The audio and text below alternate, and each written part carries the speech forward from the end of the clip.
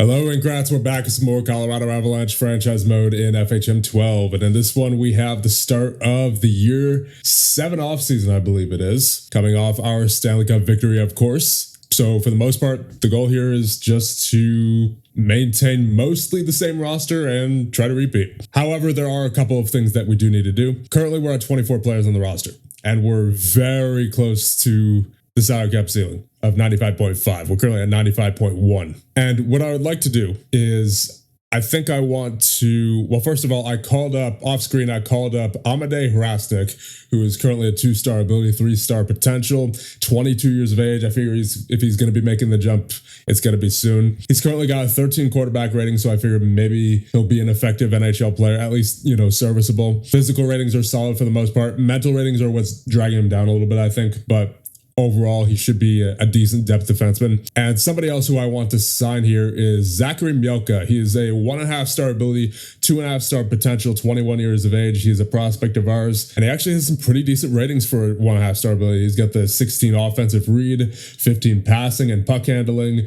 He's got 16 hitting, 14 positioning, 14 defensive read. Got some decent physical ratings in there as well, some 14s, a 15 speed. Once again, the mental category is a bit of a concern for him, but overall, I like how Zachary Mielka is looking, so I want to sign him in an effort to make our team a little bit younger here on defense, because as we know, our defensive core for the most part is pretty old. You got Makar 33, Korchinski and Nemeth 28, McAvoy 34, Ball 32, Tuomisto 31, Malinsky 33. So in an effort to get some younger guys on defense, I have called up Hrastnik, and we're going to sign Mielka here. And I think that's all we're going to be doing here, honestly, because I don't really feel a need to change anything in goal. And then forward-wise, I think we're pretty good as well, because we got some young guys there who are up and coming. So I don't think there's really anybody who I want to go after in free agency. Not that we can anyway, given our salary cap situation, unless we unload a significant amount of cap. I guess we're going to have to unload Malinsky or Tuomisto, or maybe both, once we get Mielka on board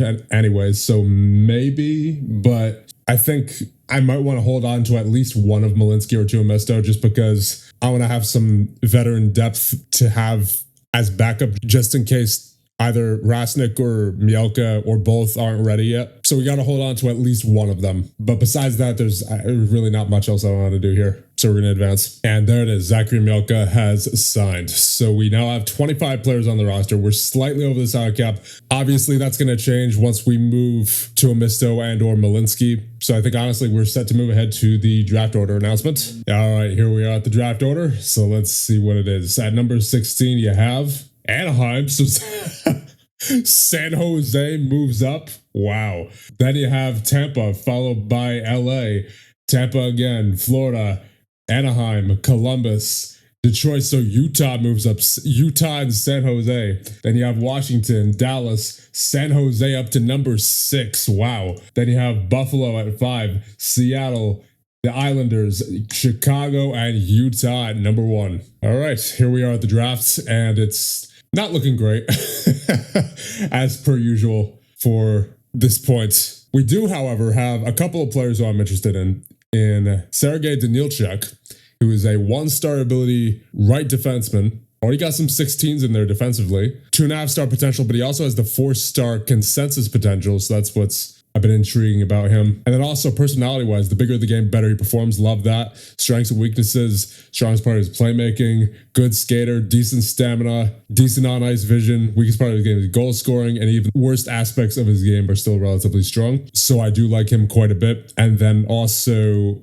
Doug Foley, who's a left defenseman. 1-star ability, 2.5-star potential. Still has the 2.5-star consensus. Offensive ratings, got some 17s in there. 17 passing and puck handling. 16 offensive reads. 17 defensive read, 15 positioning. So he's got some good stuff to work with here from what we're seeing. Then personality-wise, he handles criticism in a constructive manner, thrives in the spotlight, primarily worried about his size, so not enthusiastic about that, but the rest of him looks pretty good. Strengths and weaknesses, strongest part of his game is his playmaking ability, great on-ice vision, pretty good physical shape, A good student of the game, wants to learn, love that. Physical strength's above average, skating is pretty good. Weakest part of his game is goal scoring, and even the worst aspects of his game are still relatively strong. So if either of those two players are still available at our first pick, then I would love to take them, but we're going to have to see if they still are by that point. I'm going to guess that Daniil Check's going to be taken. He seems like the kind of player who would be, because we're picking at 32. I mean, we'll see what happens. We know the the draft can be pretty random in this game, but I can't imagine he'll be available just based off what I saw. Are either of them still available? Yeah, it looks like Daniil Check was taken. Let's see. Yeah, he was taken. He was taken at number 7. I had a feeling he'd be taken. So going first overall to the Utah Mammoth was Jonathan Ull. He's a half-star ability, 3.5-star potential, projected to be picked at number 2. Not a whole lot of strengths and weaknesses though, so it'll be interesting to see how he turns out. Then you have Araki, you have Koskela. So 3 defensemen going top 3. And actually, this is our pick at number 20. So we had a pick at number 25. I didn't see that before. So honestly, I think we're just going to take Foley here. It looks pretty good. And we do need defensive prospects. And most of the prospects up here are, of course, goaltenders. So that's great. And then there are some winger prospects like Rob DeVos. And then there's Pavel Vales as well, but he looks like he's going to be a project. There's also Jason Nichols, but once again, looks like he's going to take a while. But Foley, I would say, is probably the closest to being NHL ready out of all these guys. And he also just looks like he's got a pretty good personality and some good strengths and weaknesses as well. So I think we're going to be taking him. Welcome to the Colorado Avalanche, Doug Foley. And now we're at pick number 32. So there is, as far as skaters go, there's, of course, there's Vales. We saw him before. Once again, going to be a project. Jason Nichols, going to be quite a while as well. And also, if he's on your roster, controversy will follow. Okay, so that's a no. Let's see, Adam Schumacher. He's going to be a while. Does he at least have a good personality? No, he does not. In fact, he is a very undesirable personality, so staying away from him. Hugo Anderson looks like he's going to take a while. Personality looks the status quo. Takes success in stride. Gets along well with everyone. Got a lot of strengths and weaknesses here. Strongest part of his game is playmaking, fantastic vision, decent stamina, willing to learn, a little stronger than most players. Skating's pretty good. Weakest part of his game is physical play. Even the worst aspects of his game are still relatively strong. I could see him maybe being a good player in the future, but certainly not in the near future, like probably not for any points in the next 3 years, the remaining 3 years that we have. And honestly, at this point, I can't imagine we're going to be getting a player who would be ready by that point. I mean, there is Yuri Chalupa. He's got the 1.5-star ability already. Only 2-star potential though, so he's already pretty much at his ceiling. I'll keep an eye on him, but I don't know, maybe I would rather take the higher potential here. And then there's also Dwayne Tyree, who is 0.5-star ability, 2.5-star potential, only 2-star consensus potential. Strengths and weaknesses, strongest part of his game is defensive play, excellent on-ice vision, fairly strong player, he's a workhorse, pretty good skating. Wait, what happened there? I was reading. I didn't press any buttons. Why did the game just... It just kicked me out. It just kicked me out of that screen for no reason. I didn't press any buttons. That was so weird. Never mind. We're back in the screen now, but still, that was really weird. So I lost my play. Where was I? So skating's pretty good. Weakest part of his game is goal scoring ability, and injuries are a way of life for him. Of course, we see that in his injury tendencies. So I'm not sure about him. I think the best pick here, at least as far as potential goes, is probably going to be Hugo Anderson. So it's a matter of, do I want Anderson or Chalupa? I mean, Chalupa is obviously much better right now. Anderson has the better potential, and he has that coach is willing to learn strength, so that's good. And then Chalupa's his injury tendencies are very, very bad there. And he does not handle big game pressure well either. So I think we'll take Hugo Anderson there with his pick. Welcome to the Colorado Avalanche, Hugo Anderson. And now at pick number 64, there is a 3-star potential goaltender available in Valdemaras Ilgauskas. And what flag is that? That's Lithuania. Projected to be picked at number 7, apparently. Let's see what he did last year. 919 save percentage. Yeah, I mean, he doesn't look too bad. Mental ratings his determination's up at 16, professionalism at 16. Goalie ratings are a lot of 12s and 13s in there already. So, yeah, why not? Could use another goalie prospect anyway. All right, pick number 96. Honestly, we may as well just take Chalupa. I know he had that bad personality with the does not handle big game pressure well thing. But the way I see it, maybe he could push his potential up, and if nothing else, he could be good trade bait, you know? So I think we'll take Yuri Chalupa here with this pick. All right, pick number 108, and I don't see much left, honestly. Yeah, this is a pretty weak draft from what I'm seeing. Yeah, we're just going to have the computer finish the draft here. Not really much at this point. And it's time for the Hall of Fame inductions. Inducted to the Hockey Hall of Fame this year are Evgeny Malkin, Jonathan Quick, Pat Verbeek, and Brent Burns. Oh yeah, so recently, this isn't big news, but Ty Kartai recently came back from his nearly year-long injury that he had at the start of last season. He had a grade 3B concussion for 318 days. So he is a 1.5 star ability now as a result of that, and we're going to be sending him down to the AHL. He was originally meant to be some depth for the team last year, but obviously we never got to play him due to that injury. I think for right now, I'm going to send down to Amisto and then probably also Malinsky. I want to see if they clear. I can't imagine that anybody's going to be picking them up. I mean, maybe they'll get picked up, but it's not like we'll be losing too much value if they do. Yeah, I'll send them down for right now because I want to see how Hrastnik and Mielka simulate. And if they don't simulate well, then we can call them back up because I would rather have them as options for depth if needed. So with that, I believe this is going to be our roster heading into year number 8. You have Nabokov and Bereznoy in net. On defense, you have Makar, Nemets, Korchinski, McAvoy, Ball, Rasnik, and Mielka. And then at forward, you have Natchez, Casper, McKinnon, Neuenschwander, Messar, Jokin, Douglas, Koke, Meyer, Vladimirov, Murniaks, Heineman, Spelkvist, and Edqvist. So that said, let's get underway with the year 8 simulation. Oh, looks like we got a nasty injury to start the season. Philip Messar out for 2 to 3 months with a broken hand. Oh boy, Carter Meyer is injured. And that's for 2 to 3 months. Ooh, not good in conjunction with that Messar injury as well. So I think I'm going to call up Shilov here, who actually is now a 3-star ability, so we'll see what he can do. Oh boy, as soon as Messar comes back, Casper is now injured. All right, only 1 to 2 weeks. Not bad. I think I'm going to send Mielka down. He's not really getting too many games, only 10 games so far around January 1st. And then I'll call up, I guess, Malinsky. Speaking of which, we are 25, 13, and 2, which is good enough for second in the Central. So pretty good. We're 4th in the league. Quick look at the player stats. You have Natchez leading the way with 43 points. Then you have Casper with 35, currently injured day to day.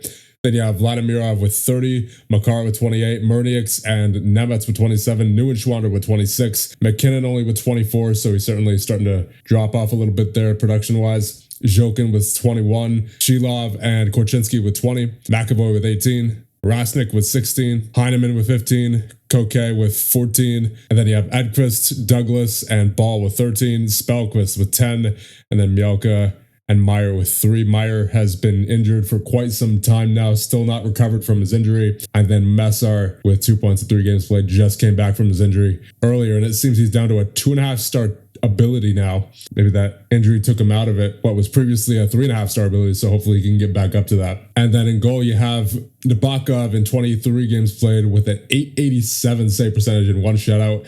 And then Bereznoy in 18 games played with a 920 and 2 shutouts. So Bereznoy, unexpected surprise there as far as his performance goes. And Nabokov, a bit unfortunate. That is not a great start to the season. So hopefully he can get back to playing like a 5-star ability at some point soon, because if he continues playing like this, I don't know if 6.4 is worth that. So I guess with that, we'll move up to the trade deadline and see where we're at. Oh man, we're just getting a whole lot of big injuries this year. Cal Makar goes down for 2 to 3 weeks. Oh, Curtis Douglas out 1 to 2 months. And we are at the trade deadline, February 28th. We are 43, 20, and 5, good enough for first in the Central. And I believe that is tied for first in the league. Yes, indeed. A 3-way tie, in fact, with Montreal and Calgary. So honestly, I don't think there's anything I want to do. I just quickly want to check out the goalie stats in particular. Yeah, Nabokov's been struggling this year. 890 save percentage, 4 shutouts in 45 games played. Yeah, that's the second year in a row so far of a save percentage below 900, at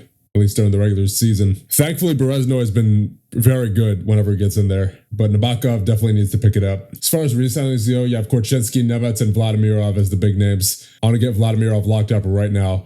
He wants 4.5 for 4 years. I'm going to do that right now because take a look at his stats. He has 51 points so far in 65 games played. He is so far having a career year, and I think he's going to grow even more in the offseason. So I want to get him locked down for the rest of the franchise mode here. And I got him down to 4.19 for 4 years. Now there's Nemetz and Korchinski as well. Nemetz is doing really well. He has 41 points so far in 67 games played. Korchinski has 29. Both pretty key parts of our defensive core. I would love to keep both of them, but I'm not sure if we're going to be able to, especially Nemetz.